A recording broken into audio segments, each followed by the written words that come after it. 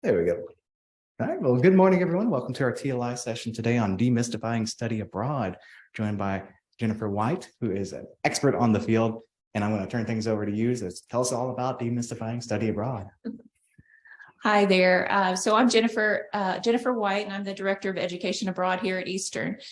And the presentation today is demystifying study abroad, and I really want to talk to faculty about how things work at EKU so that you can effectively talk to your students. Many of you as faculty may have studied abroad when you were undergrads at your previous institutions, or even here a million years ago. Not that you're that old, but things differ widely from institution to institution as far as how study abroad works. So a lot of what we're going to talk about today is the EKU specifics, and that way you can adequately answer all of the questions that your advisees might have. And of course, while they're at EKU, we do want all of the students to become global citizens and earn college credit while they see the world. But my office also helps when students are traveling internationally on non-credit programs. So for example, if the clarinet students all go to Ireland for a clarinet conference, we can also help with that. And with some majors, it is a matter of timing or planning. What we hear all the time is faculty saying, well, students in our major don't study abroad or can't study abroad. And truly we want, the message I want to get across is that all of the majors at EKU can study abroad. With some, it's a little easier, obviously with nursing, because of the rigorous course schedule that may even continue through the summer. Some majors are a little harder than others, but we work with programs. And if faculty want students in their program to have specific learning outcomes with their study abroad class, we can work to find courses that will fit that, or we can work with faculty to develop EKU specific programs. Our goal is to make sure that what we're offering is going to work for every department. So if you don't think that your department has anything, then please reach out to me and we can start those conversations.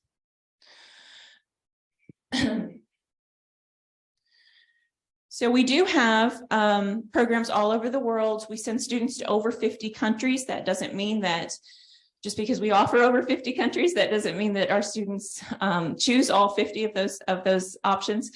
Many of our students, as you know, go to the same 20 countries over and over, but we do have many options available.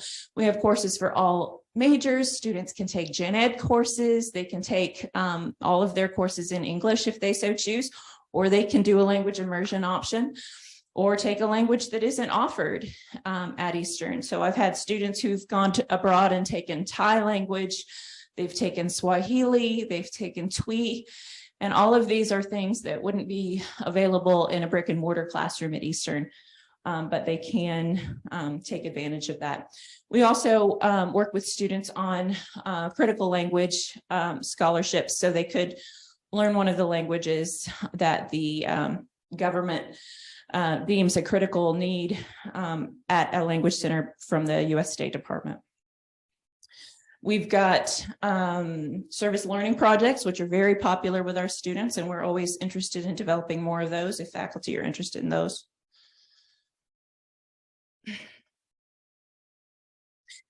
A huge thing I want to point on is that it has to be approved programs only for students at EKU.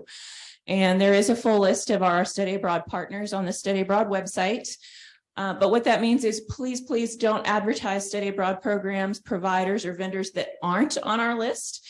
Every time I walk through the science building, I see posters on the walls that well-meaning faculty have put up on the wall when they received it in the mail, advertising study abroad programs that EKU doesn't do. And if you want a program added to the list, please let us know and ask that it can be considered, because we will absolutely work with departments.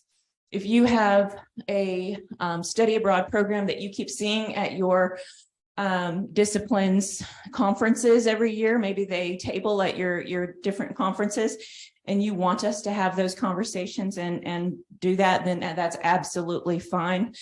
But we select programs based on a number of criteria. So we take a look heavily at the risk management piece. We take a look at the financials. Sometimes site visits are required, and someone from EKU needs to go check. But also the financial, purchasing office does want us to do an RFP process for study abroad vendors. And so any of the study abroad programs that are taking our students' money have to go through an RFP process every 3 years. So if you have a program you want students to potentially consider, please run it by us first before you advertise it to students. And we do try to work with each student to find the best fit for that.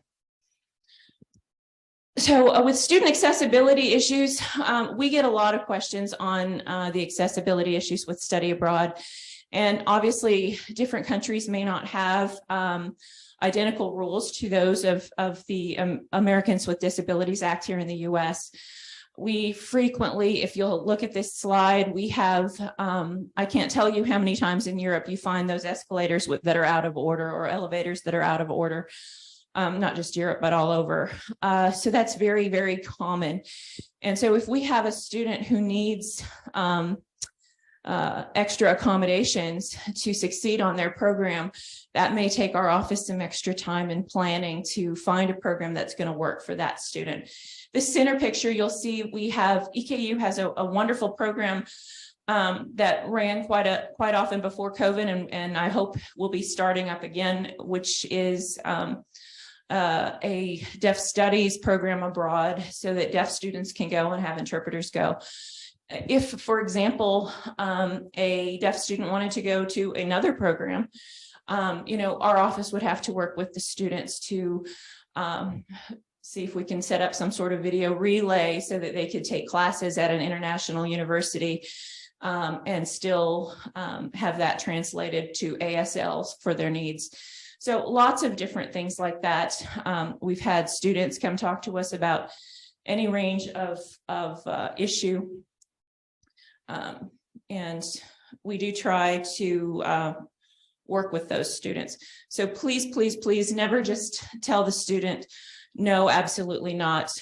We don't want that. We want to see what can be done for students.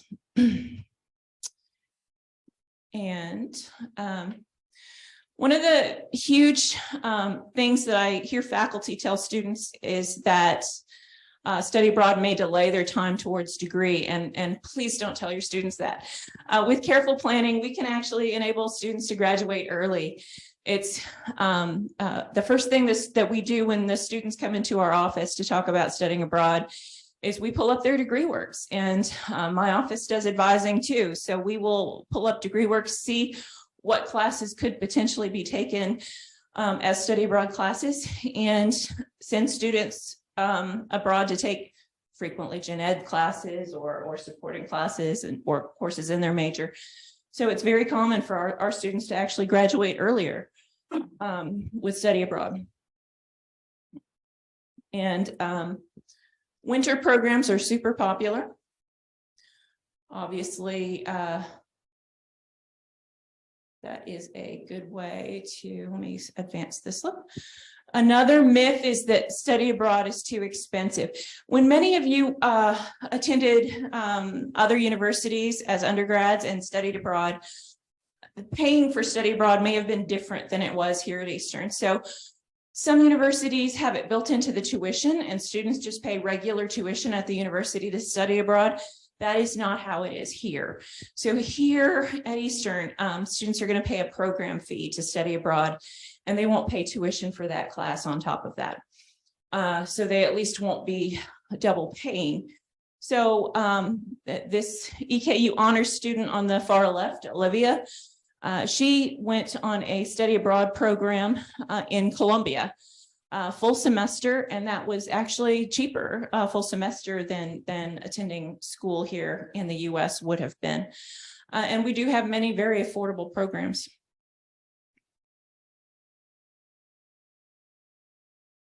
And this is a list of some of the full semester options that are actually cheaper than attending school here in Richmond at EKU. And you'll notice that non-traditional locations are usually much cheaper. When I have people ask about Scotland or Australia, obviously those are two of the pricier options for study abroad. But if students are willing to consider a country they may not have considered before, then we absolutely have some crazy affordable options for them for full semester. Ghana is still closed down for COVID, but we expect it to come back onto the list fairly soon.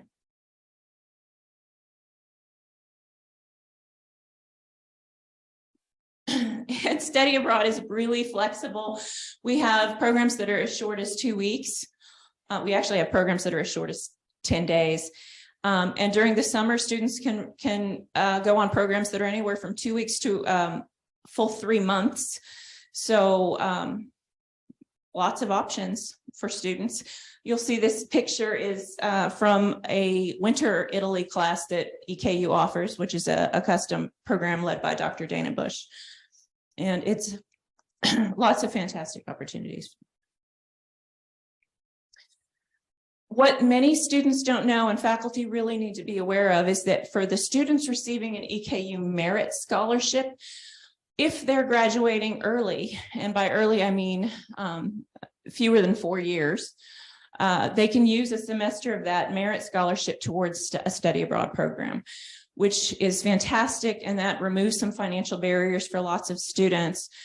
The number of students that we're seeing these days, as all of you know, who are coming in with AP credit or other credits when they admit to EKU as freshmen, they end up frequently graduating in 3.5 years. So those students have an extra semester of that merit scholarship, which can go towards a summer, winter, or full semester study abroad program and pay most of the costs. In addition to that, students can also use all of their federal aid package, including their student loans, their CAP money, Pell Grants, KEYS money, and EKU scholarships towards study abroad. We also have a number of other scholarships. So we do work with students to find money, and many of the nationally competitive scholarships, we work with Dr. Randy Polk, who advises students on those nationally competitive scholarships, such as the Gilman and the Critical Language Scholarship and the Boren, so that we can find students the money that they need to make these experiences possible. Internships. We have internships available for students in many majors, and if your department has a need or is looking for some international internships, then I am happy to talk with you about that so that we can set those up. We do, most of our internships are in English-speaking countries, because it is, language could be a barrier on an internship program if you're working, for example, at a startup business in Japan and doing an internship, and you don't speak Japanese, that could be a problem. But so most of our internships you will find are in Dublin or London or Australia or New Zealand, but we have some in Spanish-speaking countries as well. It's common to have internships in Barcelona. So absolutely see us and see me to talk about different internships.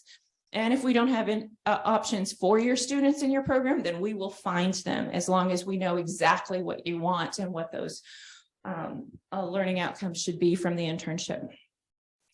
Now, the internships that students do while they're studying abroad are going to be transcribed as transfer credit. So those don't go through the Co-op and Career Services Office. However, if you have a certain needs that we need to be aware of. We're happy to do all of that same paperwork and make sure it works out just as smoothly as it would if it did go through the career services and co-op office. I do want to add that most of the EKU international internships do require students to pay a program fee.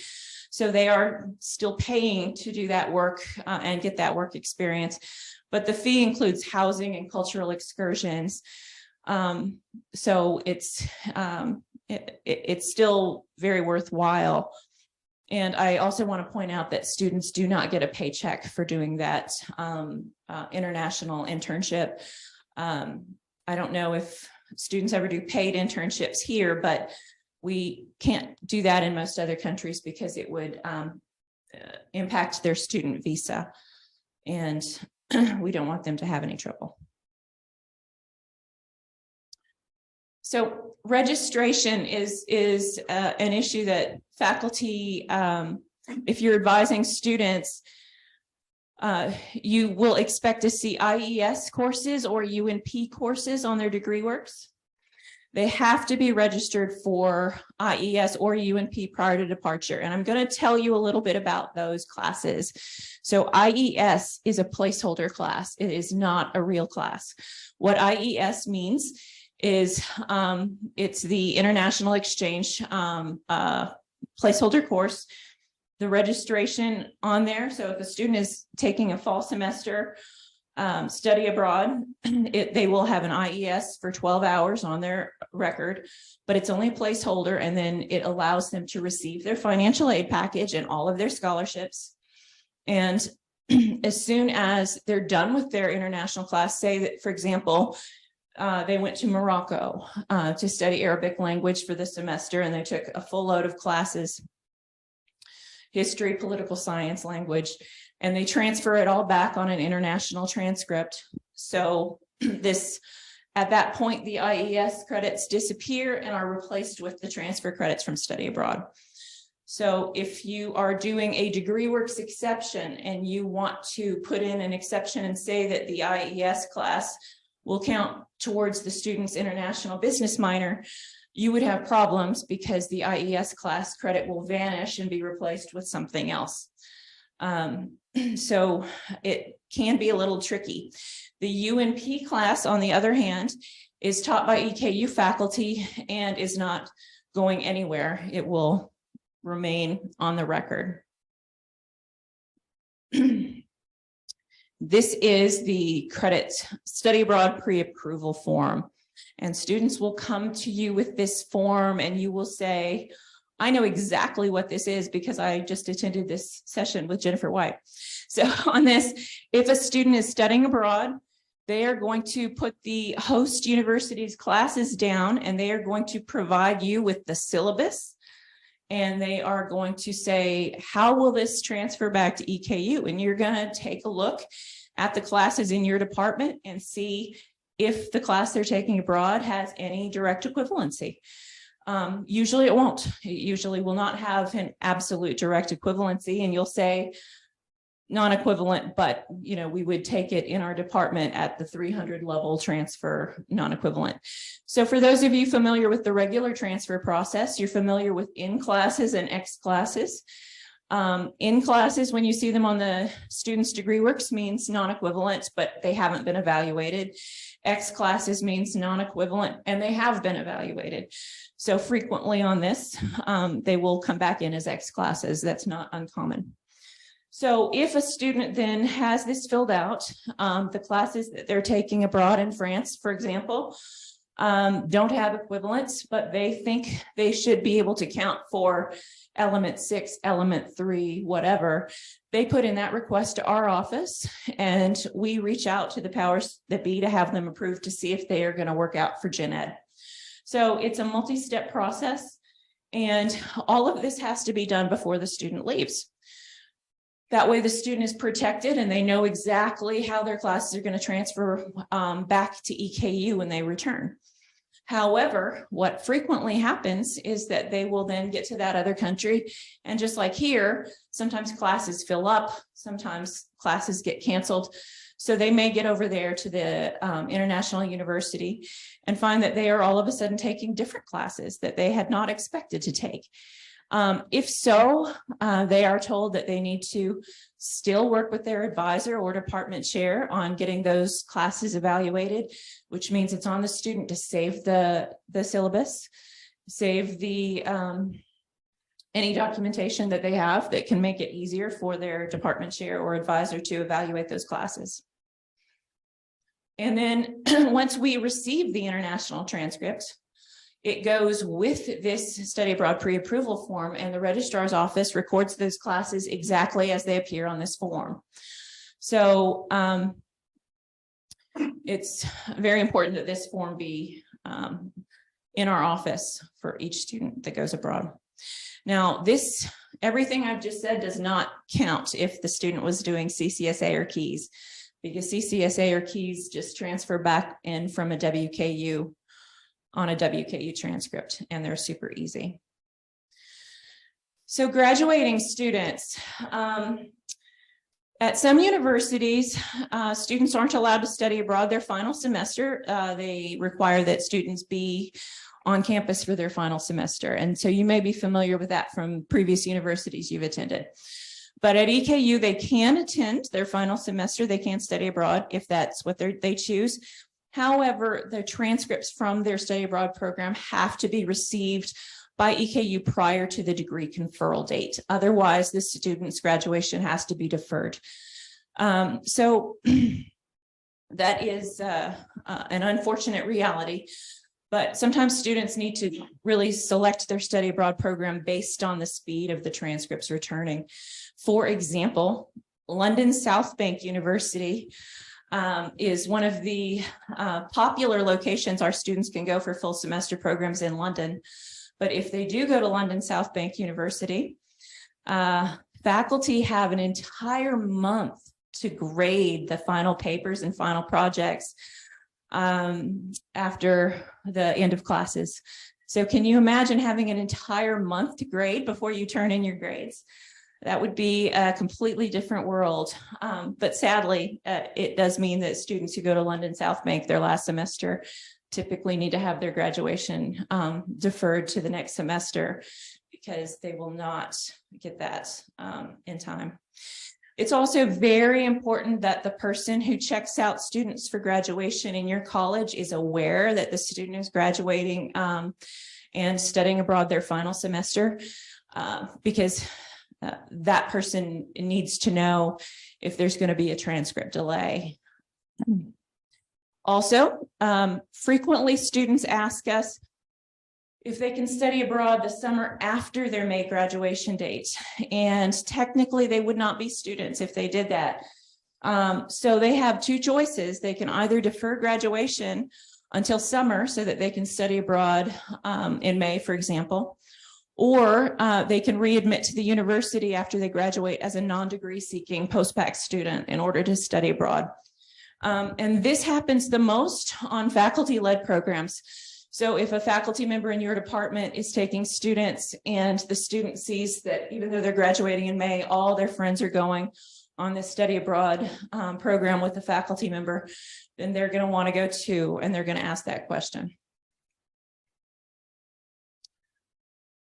And faculty taking students abroad, this is very possible, and please schedule a meeting with me to discuss your opportunities. I have a whole different presentation about this subject, so this one isn't really in this presentation very much, but I'm happy to talk with you about this one-on-one. We have a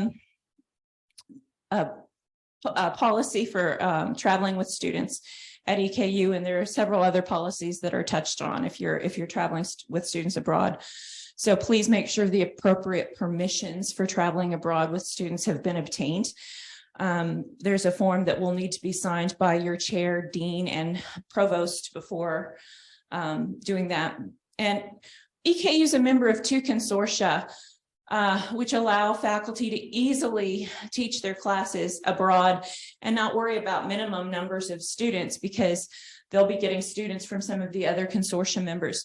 So this picture here, you'll see Dr. Kelly Carmine from anthropology, who is standing with the purple shirt and blue skirt by the cannon. And she has a group of Keys students in this picture. And so that was a phenomenal program that she ran. And some of those students are EKU students, but some of those students are from other Keys consortium schools. So she could have students in this picture from Northern Kentucky, students from Murray, students from Ball State, students from Berea. So it's a fantastic way of really, I consider study abroad courses for faculty to be a professional development opportunity for you. And I really urge you to look into the opportunities. We have, and if any of you want a handout of info about that, please let me know and I will email that to you. Now, does anyone have any questions?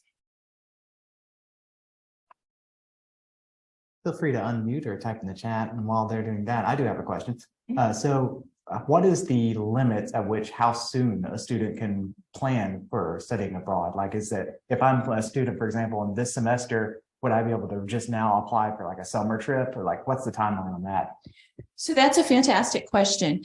So when it comes to full semester programs, we want the students to at least have sophomore standing. But for short programs, such as Keys or CCSA, freshmen are allowed to go. And so if you admitted to EKU as a brand new freshman in the fall, you could potentially go on a short-term program over that first winter break. Now, I have had students, I've had 3 students, I believe, who are record holders that all have graduated now. But pre-COVID, I had 3 students who were record holders and had studied abroad a record 5 times each. I've yet to have a student attempt a 6th, but it is, we frequently have students come to us the second they admit to Eastern, that first week of their freshman year, and they'll be in the door saying, how soon can I go? Full semester programs, we want them to be a little further along in their academic career. And for internship programs, we will allow juniors, but we prefer them to be seniors before they apply for internships. As a follow-up question to that one too, how is there any penalty for a late withdrawal from a study abroad? So, for example, the semester weeks before, like how do you handle something like that? That's a great question, and it's completely varies by program. So there are many programs that the students would be making payments and or committing weeks in advance because various services had already been, locked into place or prepaid on their behalf. And so there can be financial penalties if they pull out after signing up for a program. Typically, the deadlines are very clearly defined. So students will know that after this particular payment deadline, no refunds will be allowed, or after this one, only 50% refund allowed. Yes, we do try really hard to get as much of a refund back for students as possible in situations like that, especially if it's out of the student's control. And obviously, during the COVID semester, when I had to bring students back, suddenly some refunds were issued on those, because that was certainly not the student's fault that their program was canceled. With the gloomy topic of war and all that, with the other and outside of the university and like outside of the United States, in instances of that case, maybe like some kind of threat to the student safety, would that then do a late cancellation with that process as well? So EKU actually requires that students have an international insurance while they're gone. And the insurance that EKU provides for our students who do study abroad does include emergency evacuation. So if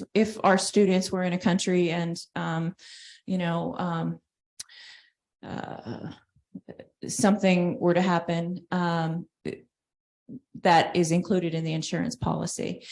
If they needed to come back mid-semester because of that, the refund policy would really depend on which provider they were with, or which program they were with, or which university, if it was a partnership. Any questions from the Zoom chat?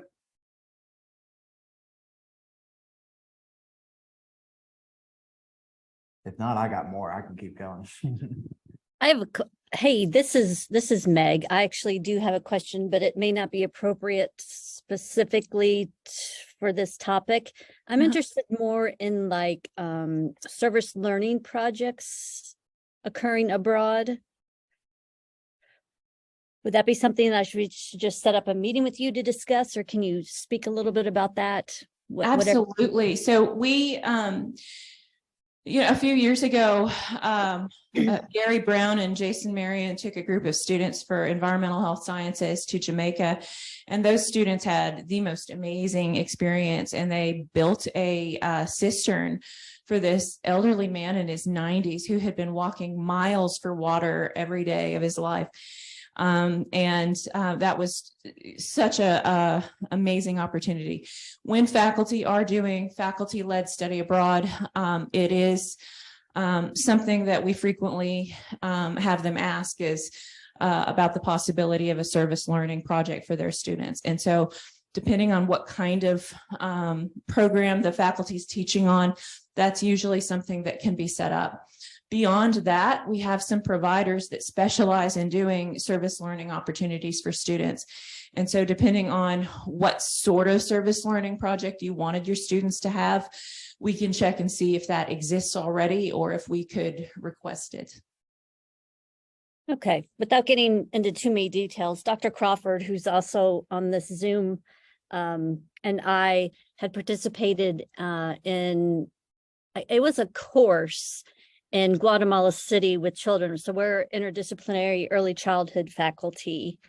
And we're kind of interested in pursuing something like that here at EKU, taking students down to work in a children's home, and just do various things. So we could absolutely set up a meeting to discuss and see what kind of options we would have. Sure, I'll send you an email. Thank you. Cool.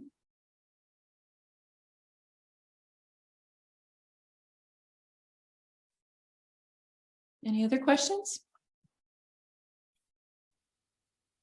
Otherwise, thank you so much. I look forward to meeting with all of you and learning more about your departments and what we can set up for you.